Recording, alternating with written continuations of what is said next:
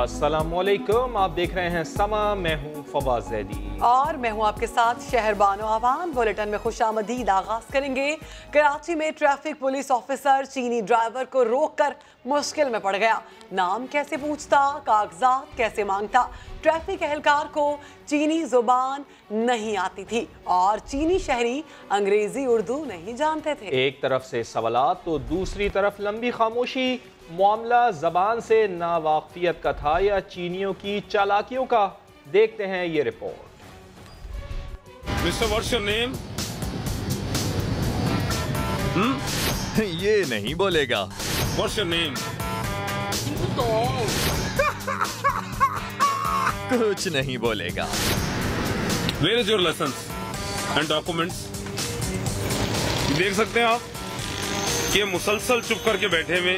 कराची में मेट्रोपोल के करीब ट्रैफिक पुलिस ऑफिसर ने चीनी शहरी को रोक तो लिया, लेकिन ना नाम जान सका ना लाइसेंस मांग सका। हर सवाल के जवाब में लंबी खामोशी थी। इनको जब हम किसी वॉलेशन पर रोकते हैं, ना इंग्लिश में बात करते हैं, और हालांकि इनको उर्दू भी आती है, इंग्लिश भी आती है। अब चीनी शहरी सब जानकर भी अनजान था या वाकई अंग्रेजी और उर्दू नहीं जानता, लेकिन दोनों सूरतों में ट्रैफिक पुलिस वाले के लिए दर्द सर बन गया। डॉक्यूमेंट्स या लाइसेंस वगैरह कोई चीज नहीं दे रहे, कोई चीज नहीं बता रहे। आप मुझे बताएं कि हम इनका क्या करें। बड़ी ही कंफ्यूजन है। चीनी शहरी को अंग्रेजी नहीं आती और ट्रैफिक पुलिस वालों को चीनी जुबान, लेकिन क्या इसका कोई हल है? Additional IG traffic Sindh doctor Jameel हमारे साथ मौजूद हैं, उनसे पूछ लेते हैं। डॉक्टर जमील, वीडियो आपने देखी है, इस अमल में, इस सूरत हाल में ट्रैफिक एहलकार को क्या करना चाहिए? कवानीन पर कैसे इस सूरत हाल में वो काम करवा सकते हैं? देखिए, चीनी हमारे भाई हैं, हम उनके साथ बहुत प्यार करते हैं, एक खुसूसी ताल्लुक है, लेकिन ये सब चीजें अपनी जगह, कानून से कोई बालतर नहीं है। अगर हम चाइना जाते हैं और वहाँ गाड़ी ड्राइव करते हैं तो हमारे पास ड्राइविंग लाइसेंस और अगर कोई दूसरे पेपर्स चाहिए वहाँ पे, वो होने लाजमी है, वरना हमें वहाँ की ट्रैफिक पुलिस चालान कर देगी। असूली तौर पे तो ये इसी तरह चाइनीज को भी एहतियात करनी चाहिए। आई अंडरस्टैंड के सीपैक के हवाले से और हमारे हिस्टोरिकल रिलेशन के हवाले से हम इनको बाज़ का कुछ ज्यादा कंसेशंस भी दे देते हैं और इनका बहुत ज्यादा ख्याल करते हैं, इज्जत करते हैं, प्यार करते हैं, बट ये कानून से बालातर नहीं। सीनियर ऑफिसर्स को चाहिए कि वो जिन कंपनीज में भी काम कर रहे हैं उनके सीनियर ऑफिशियल्स को अप्रोच करें और उन्हें सेंसिटाइज करें कि पाकिस्तान एक ऐसी रियासत है जहां पर सब पे कानून का यकसा इतलाक होता है। तो इनको इंस्ट्रक्ट करें कि ये तमाम ज़रूरी पेपर्स अपने साथ कैरी करें। जी डॉक्टर जमील, बहुत शुक्रिया, आपने हमें वक्त दिया। कराची में एडिशनल आईजी सीटीडी के स्क्वाड ने शहरी को बीच सड़क पर रोक लिया। वीडियो सोशल मीडिया पर वायरल हो गई है। कामरान फजल कहते हैं कि 3 बार ओवरटेक किया गया, इसलिए शक हुआ।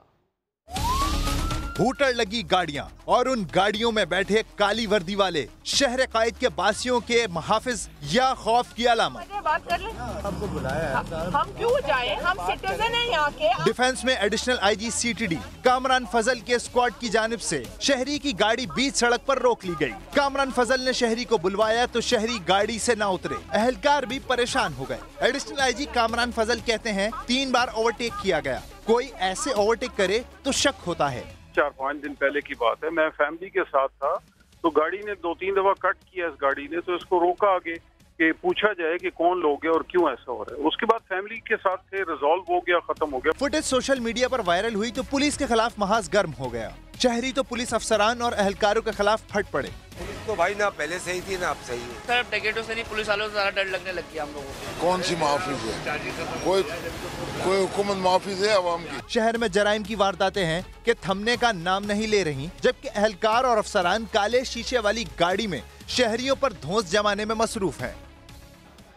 कराची में जराइम पेशा अनासर की कार्रवाइयाँ दिन ब दिन बढ़ रही हैं। मेजिना रोड पर वारदात की फुटेज मंजर-ए-आम पर आ गई। फुटेज में देखा जा सकता है कि 3 मुल्जिमान बेकरी के अंदर दाखिल हुए और एक बाहर खड़ा हो गया। बाहर खड़ा शख्स महंगे मशरूबात पीकर इत्मीनान से पहरा देता रहा। मुल्जिमान ने बेकरी के साथ साथ खरीदारों को भी लूटना शुरू कर दिया। लाहौर हाई कोर्ट में बड़े केस की बड़ी समाअत हुई। अदालत ने 17 अप्रैल तक हमजा शहबाज की अबूरी जमानत मंजूर करते हुए नैब से जवाब मांग लिया है। पेशी के मौके पर लीगी कारकुनान की बड़ी तादाद उमड़ आई। शाहिद हुसैन की रिपोर्ट। हमजा शहबाज गिरफ्तारी से बच गए। लाहौर हाई कोर्ट ने अबूरी जमानत मंजूर कर ली। अदालत के 2 रुकनी बेंच ने केस की समाअत की। नैब के वकील ने बताया कि आमदन से जायद असासों के केस में गिरफ्तार करना है। हमजा शहबाज के वकील ने एतराज उठाया। लाहौर हाई कोर्ट नैब को 10 दिन पहले आगाह करने का हुक्म दे चुकी है। घर पर छापे मारकर अदालत की हुक्मदूली की गई। नैब ने in violation of that order direction 2 दफ़ा इनके घर पे रेड किया। कोर्ट ने अब नैब से कमेंट्स मांगे हैं, पैरावाइज कमेंट्स मांगे हैं कि किस मटेरियल की बेसिस के ऊपर आपने वारंट इशू किया है। हमजा शहबाज की अबूरी जमानत मंजूर होने के बाद 1 करोड़ रुपए के जमानती मुचलके जमा कराना होंगे। समाअत के दौरान नून लीग के कारकुन भी अदालत में मौजूद रहे। कमरे अदालत में शोर होने पर फाजिल जज ने नाराजगी का भी इजहार किया। दूसरी जानिब नैब ने हमजा शहबाज को आमदन से जायद असासों के केस में 10 अप्रैल को तफ्तीश के लिए तलब कर लिया है। शहबाज शरीफ खानदान की मुश्किलात में एक और इजाफा हो गया। मनी लॉन्ड्रिंग केस में शहबाज फैमिली के फ्रंटमैन मुश्ताक चीनी को बैरून मुल्क जाते हुए गिरफ्तार कर लिया गया।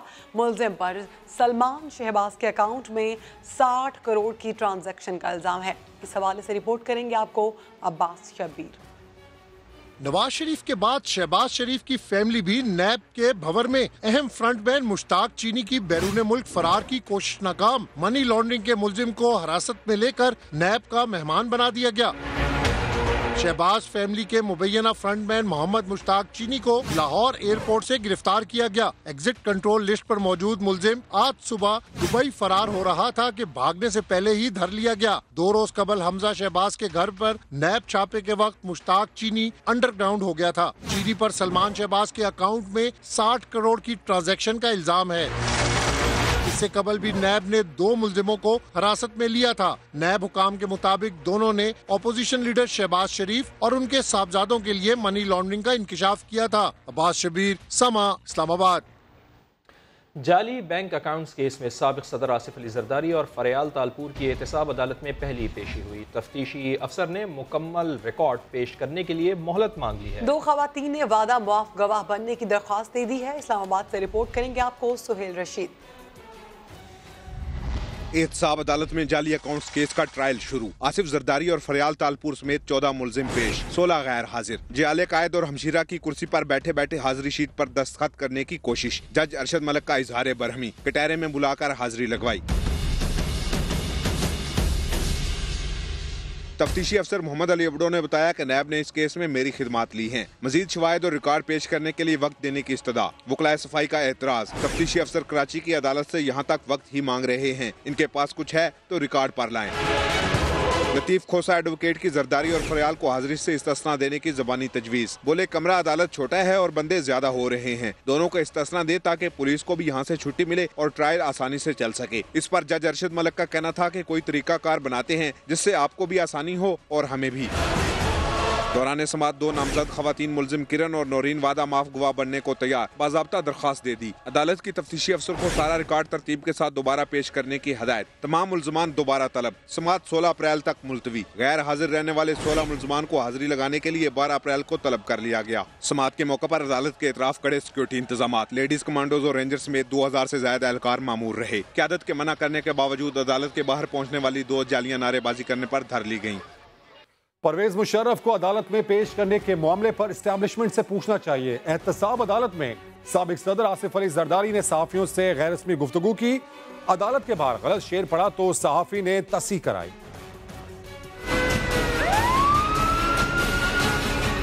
जाली अकाउंट केस में जरदारी की एहतसाब अदालत में पेशी। समाअत के बाद रवाना होते हुए सहाफी के सवाल पर शेर गलत कह दिया। ऐसा महसूस कर रहे हैं सर काफी अरसे बाद दोबारा आप हाथ छोड़ें। हाथ यहाँ से महसूस ये कर रहे हैं कि ये वही जगह है आए थे पहले जहाँ पे गुजरे थे हम जहाँ से। इससे पहले अदालत में पेशी पर उन्होंने दिलचस्प गैर रस्मी गुफ्तगू की।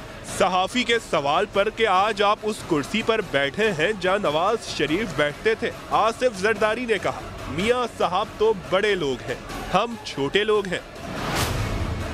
सहाफी ने फिर पूछा, आज जहां फरियाल तालपुर बैठी है, कल इस जगह पर मरियम नवाज बैठा करती थी, जिस पर आसिफ जरदारी ने कहा, आप तो खुश हैं ना। एक और सवाल के जवाब में आसिफ जरदारी ने कहा कि परवेज मुशर्रफ को पेश करने के मामले पर एस्टेब्लिशमेंट से पूछा जाना चाहिए। और इसी अदालत के बाहर जाली रहनुमा कमर जमान कायरा नैब और हुकूमत पर खूब गरजे बरसे। कहा, तहरीक इंसाफ अपनी नालायकी और नाअहली छुपाने के लिए करप्शन की गर्दान कर रही है। नैब की तरफ से बार बार इस्तदा की गई कि टाइम दिया जाए, नैब की कोई तैयारी नहीं थी। में रोज दावत देते हैं डी चौक में धरना दे, हमने 5 लोगों की लिस्ट भेजी थी, 5000 पुलिस वाले लगा दी। और इस माहौल में आजादाना फैसले अदालतों के लिए भी मसले बनेंगे। अगर हमने ये फैसला कर लिया कि हमने इस्लामाबाद में आना है, इमरान खान साहब आप क्या, आपकी हुकूमत क्या, हम तो मार्शल लॉ में भी ये काम करते रहे और आते रहे हैं। एक झलक हमने आपको दिखा दी थी, अभी तक आपके आसाब से वो उतर नहीं रही। वज़ीर आज़म साहब ने बारहा कहा, मेरा बस हो तो मैं 50 लोगों को अंदर कर दूं। तो वो सारा रिकॉर्ड, वो सारी एविडेंस न नैब को दी गई है, न FIA को दी गई है। अब हजारों ख्वाहिशें ऐसी कि हर ख्वाहिश में दम निकले। अपनी नालायकियों, कमजोरियों, बैड गवर्नेंस से ध्यान हटाने के लिए वो करप्शन का मंत्रा लेके चल रहे हैं।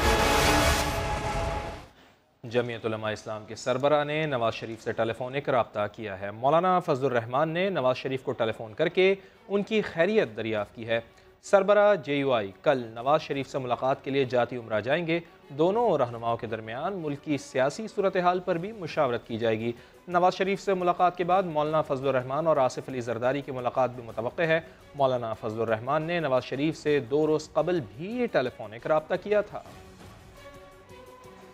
उधर आसिफ जरदारी या नवाज शरीफ नहीं, इमरान खान मुश्किल में नजर आते हैं। लीगी रहनुमा परवेज रशीद की इस्लामाबाद में समा के नुमाइंदे उस्मान खान से खुसूसी गुफ्तगू।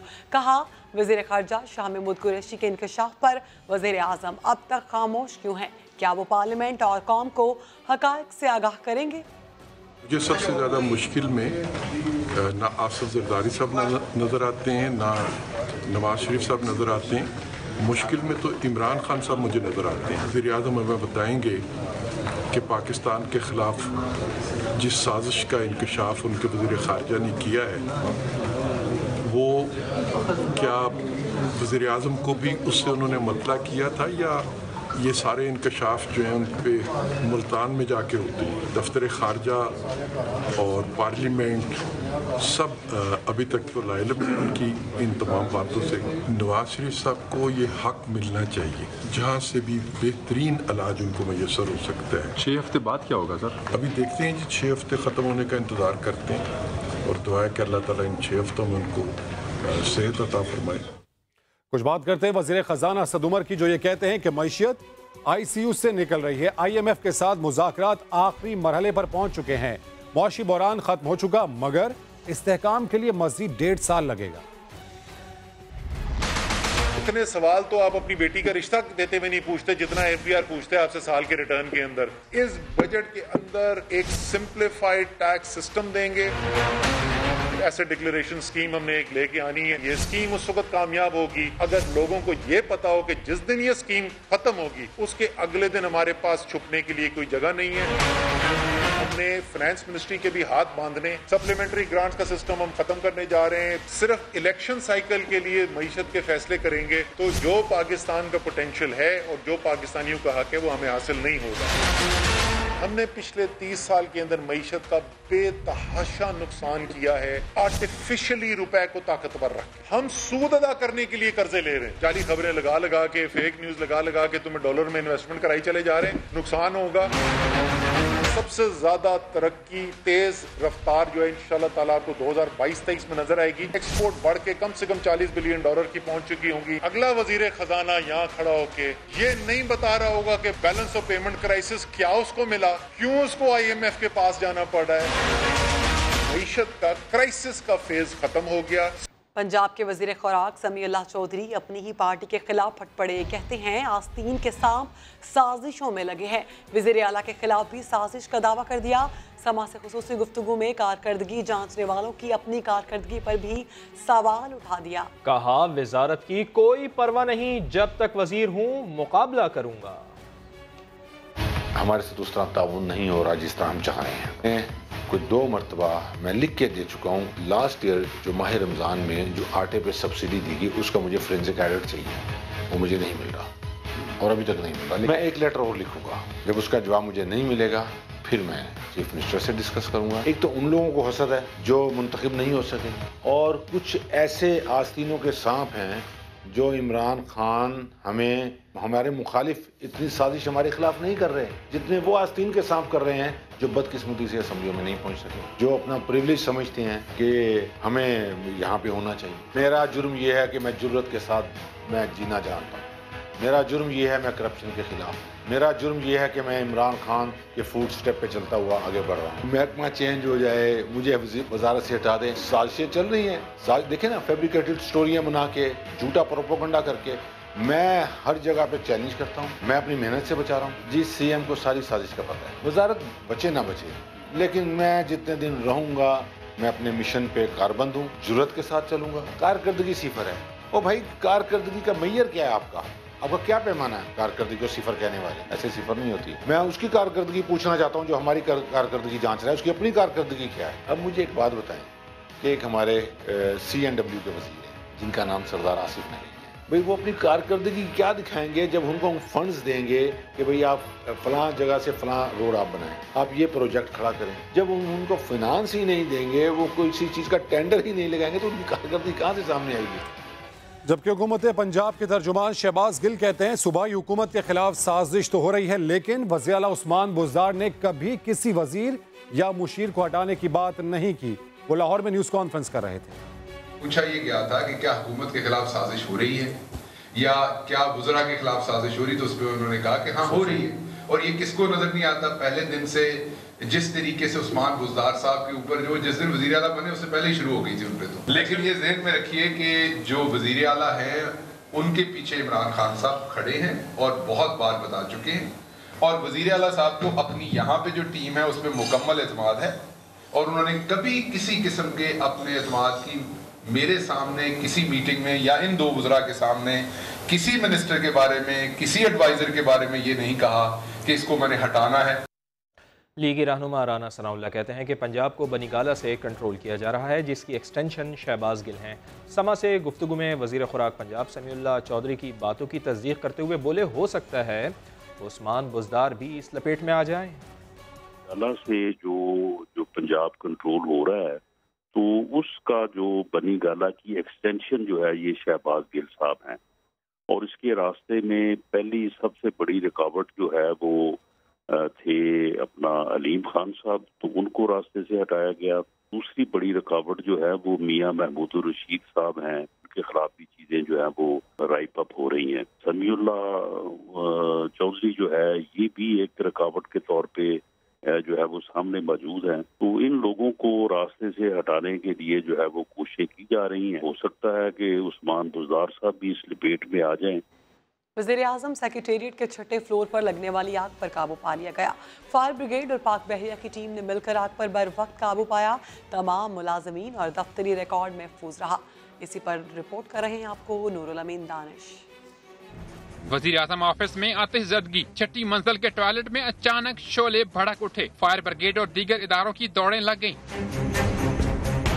वज़ीर आज़म के मुआवन ख़ुसूसी बराए मीडिया यूसुफ बेग मिर्जा के मुताबिक जब आग लगी वज़ीर आज़म अहम इजलास की सदारत कर रहे थे। आतिशज़दगी की इतला पर मीटिंग बर्खास्त करके तमाम मुलाजमीन को इमारत से फौरी बाहर निकलने की हिदायत कर दी गई। विदिन इंटरनल सिस्टम से ही आग को काबू पा लिया गया। कोई CDA वगैरह जो लोग आ गए, लेकिन वो एक्स्ट्रा वेरिफिकेशन कर रहे हैं, लेकिन विदिन हाफ एन आवर जो है ना वो सारी चीज को काबू, अब मुकम्मल तौर पे आप काबू में। नुकसान तो नहीं हुआ? कोई नुकसान नहीं हुआ। फायर ब्रिगेड और पाकिस्तान नेवी की टीमों ने बर वक्त कार्रवाई करते हुए आग पर काबू पा लिया। आतिशज़दगी से कोई जानी नुकसान नहीं हुआ और तमाम रिकॉर्ड भी महफूज रहा। पुलिस के मुताबिक आग मुबैना तौर पर शॉर्ट सर्किट के बायस लगी। PM ऑफिस के हुकाम ने मामले की तहकीकात का हुक्म भी दे दिया है।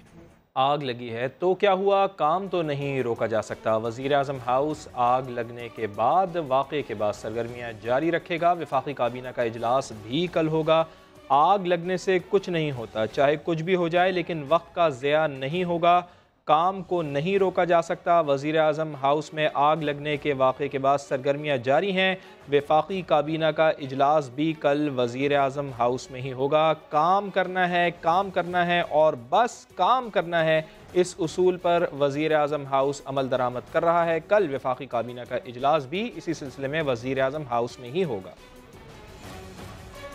आपको बताएं, पेशावर BRT मंसूबे के लिए बसों की दूसरी खेप कराची पहुंच गई। 30 बसों को कस्टम्स क्लियरेंस के बाद पेशावर रवाना किया जाएगा। BRT के लिए 30 बसें कराची की बंदरगाह पर क्लियरेंस के लिए मौजूद हैं। मंसूबे के लिए 21 बसें पहले ही आ चुकी हैं। BRT मंसूबे के लिए डीजल और हाइब्रिड बसें इस्तेमाल की जाएंगी। कबायली इलाक़ाजात में तरक्की के नए दौर का आगाज़। लेवीज़ और खासादार फोर्स पुलिस का बाकायदा हिस्सा बन गए हैं। पेशावर से अब्दुर्रहमान ने रिपोर्ट तैयार की है, आपको दिखाते हैं। कबायली अजला के लेवीज़ और खासादार फोर्स पुलिस में जम। वज़ीर आला खैबर पख्तूनख्वा ने बाज़ाब्ता ऐलान करते हुए एलामिया जारी कर दिया, जिससे 28,000 एहलकार खैबर पख्तूनख्वा पुलिस का बाकायदा हिस्सा बन गए। ये सारे लेवीज़ और खासादार आज से पुलिस में तकरीबन शामिल हो चुके हैं और इनके जितने भी कंसर्न थे जिन्होंने उसको हमने एड्रेस कर लिया है। हुकूमत का कबायली इलाकों में तालीमी सरगर्मियों को तेज करने का फैसला। वज़ीर आला ने जिला खैबर के बच्चों की इनरोलमेंट करके स्कूल दाखिला मुहिम का इफ्तिताह कर दिया। ये हमारे मुस्तकबिल के मेमार है और इनको हर हाल में हमने स्कूलों में लाना है और उनको हमने एजुकेट कराना है। वज़ीर आला ने जमरोद में 96 करोड़ रुपए के शाकत सुरकमर रोड का संगे बुनियाद भी रख दिया और ग्रीन एंड क्लीन मुहिम का भी इफ्तिताह किया। कैमरामैन ज़काउल्लाह और कामरान खान के साथ अब्दुर्रहमान, समा, पेशावर। और लुटेरों की दीदा दिलेरी या पुलिस की नाकामी। कराची के इलाके बल्दिया टाउन में मुलजिमान ने एक के बाद एक 3 वारदातें कर डाली। होटल में घुसकर ट्रैफिक पुलिस के रिटायर्ड सब इंस्पेक्टर की जान ले ली। खुर्शीद आलम की रिपोर्ट। कराची में लुटेरों ने अजब करके गजब ढा दिया, लेकिन इन्हें कोई रोक न सका। बल्दिया टाउन में मुलजिमान ने होटल में घुसकर फायरिंग की, जिससे ट्रैफिक पुलिस का retired sub inspector Mohammad Siddique जाँ बहक हो गया, जिसने रिटायरमेंट के बाद होटल खोल रखा था। जबकि फायरिंग से मकतूल का छोटा भाई मोहम्मद शफीक जख्मी हुआ। अच्छे रहम दिल, यानी कि गरीब लोगों की मदद करने वाले अच्छे इंसान थे। इनके पुलिस वाले इसको आप कह ही नहीं सकते, पुलिस से हट के चाहिए। तो मैं ऊपर घर में मौजूद था, सोया हुआ था, मैंने 2 फायर की आवाज़ सुनी है तो मैं यकदम उठा हूँ। मैंने बोला पता नहीं नीचे क्या आवाज़। लेकिन एसएसपी वेस्ट शौकत खतियान के दावे ने तो हैरान कर दिया। एसएसपी वेस्ट ने बताया कि मुलजिमान ने होटल में फायरिंग से पहले बल्दिया कॉलोनी में लूट मार की, मोटरसाइकिल और पर्स छीन कर फरार हुए। होटल पर भी लूट मार के लिए आए थे, डकैती मज़ाहमत पर गोलियां बरसा दी। इतना ही नहीं, फरार होने के दौरान लुटेरों की मोटरसाइकिल खराब हुई तो मुलजिमान ने एक और वारदात की। शहरी से मोटरसाइकिल छीनी और रफू चक्कर हो गए, यानी मुलजिमान एक के बाद एक वारदात करते चले गए। बल्दिया कॉलोनी, पकोड़ा चौक और उससे कुछ ही फासले पर तीसरी वारदात, लेकिन कोई रोकने वाला न था। फैसलाबाद में बर्फ के कारखाने के ठेकेदार पर पुलिस एहलकार का साथियों समेत तशद्दुद और फायरिंग। सीसीटीवी फुटेज सामने आ जाने के बाद सब इंस्पेक्टर के खिलाफ कब्जे का इल्ज़ाम में मुकदमा दर्ज कर लिया गया है। यूसुफ चीमा की रिपोर्ट।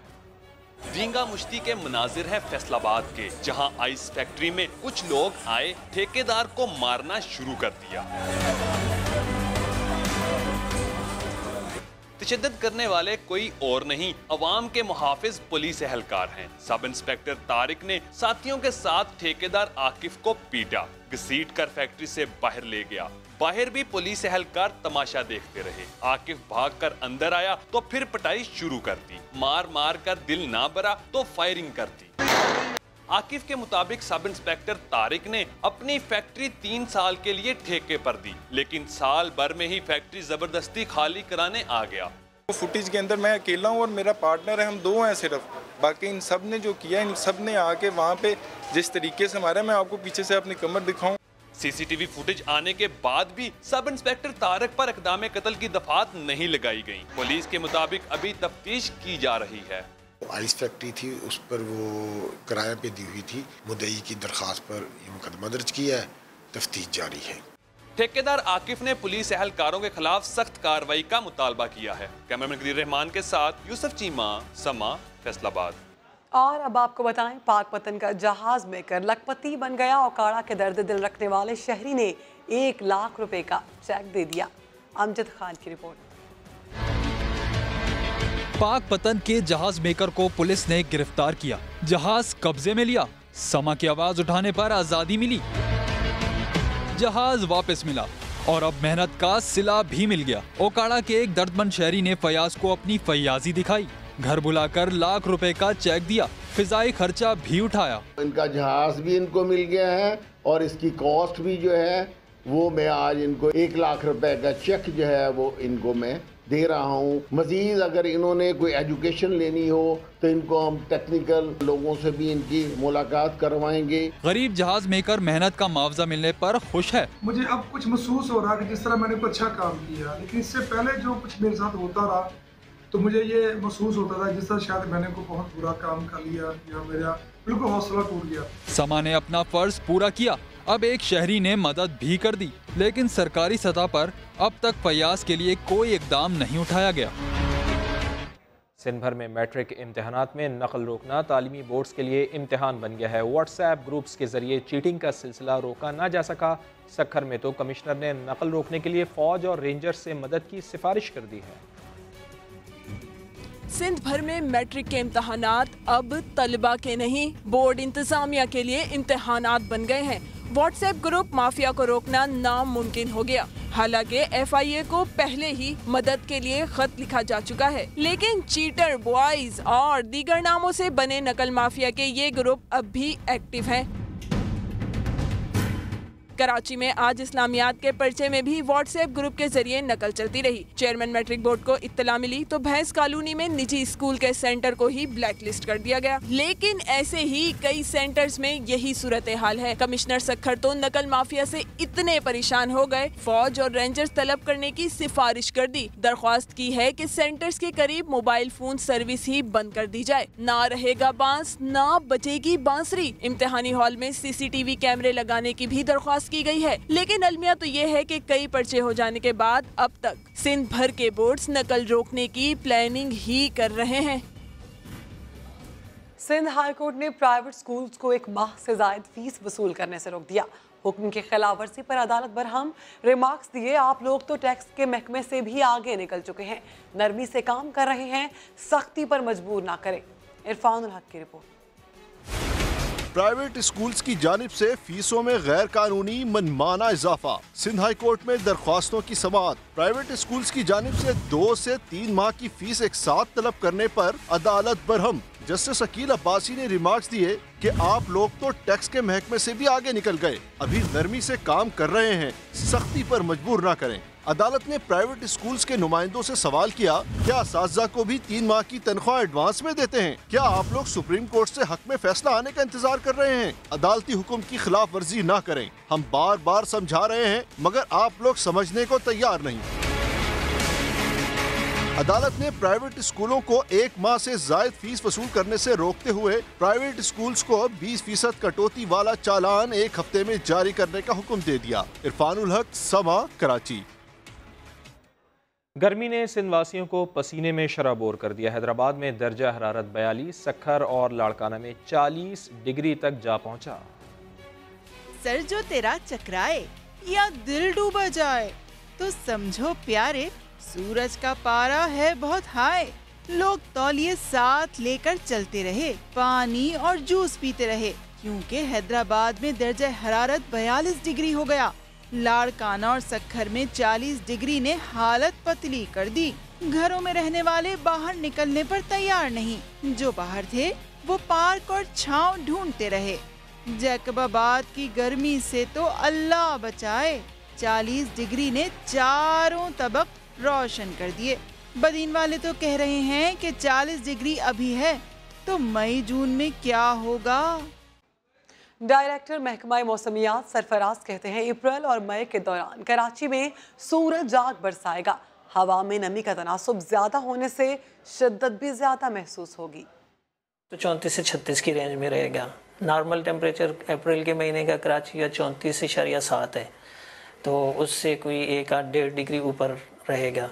और अगले 4-5 दिनों में कोई बहुत ज़्यादा ऊपर जाने की नहीं है, तवक्को नहीं है टेम्परेचर, यानी इसी रेंज में रहेगा। 34 से 36, 36, 37 हो सकता है किसी किसी दिन, यानी कल और परसों 2 दिन 36 और 37 के दरमियान रहेगा। ह्यूमिडिटी भी इसके साथ खासी होती है, 40-50% एवरेज चल रही होती है पूरे दिन, और सुबह के औकात में तो 70 से 80% होती है, तो उस वजह से गर्मी फील ज़्यादा होती है। Welcome back. पाकिस्तान की जानिब से रिहा किए गए 100 भारतीय माहीगीर वतन रवाना हो गए हैं। रिहाई पाने वालों ने पाकिस्तानी हुकाम के रवैये की खूब तारीफ की। लाहौर से रिपोर्ट करेंगी तरह बसकर।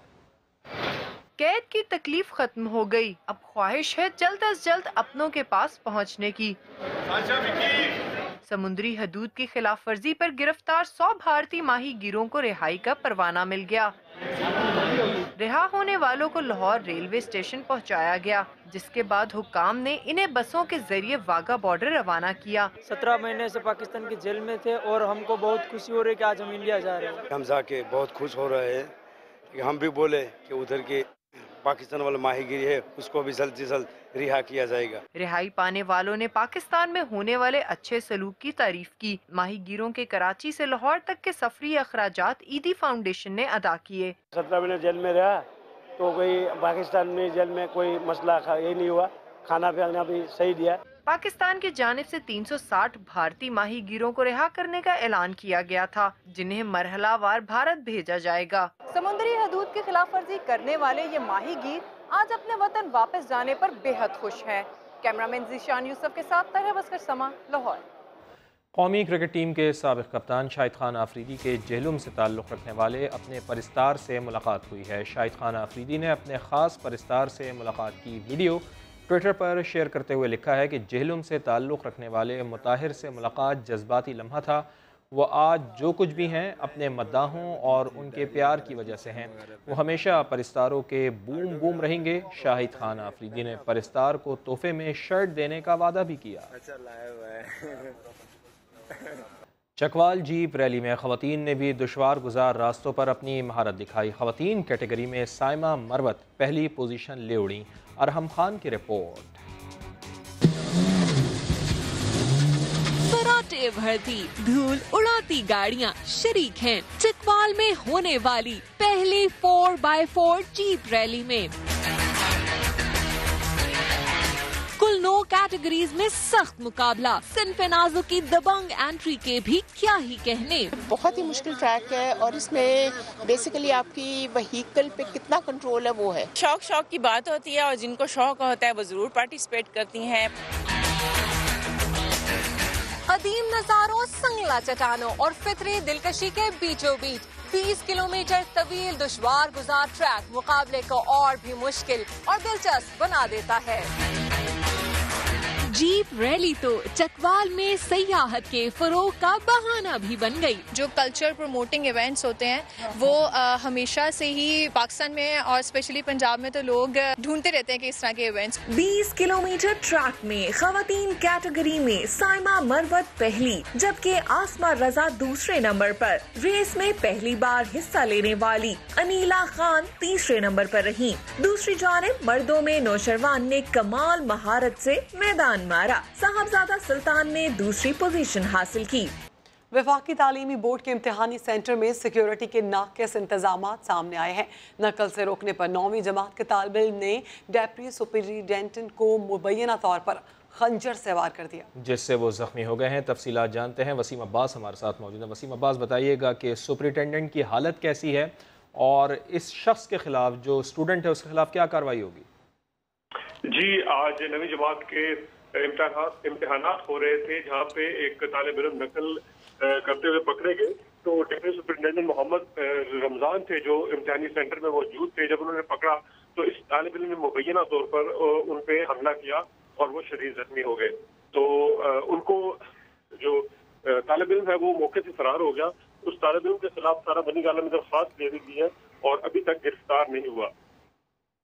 जी बहुत शुक्रिया आपका।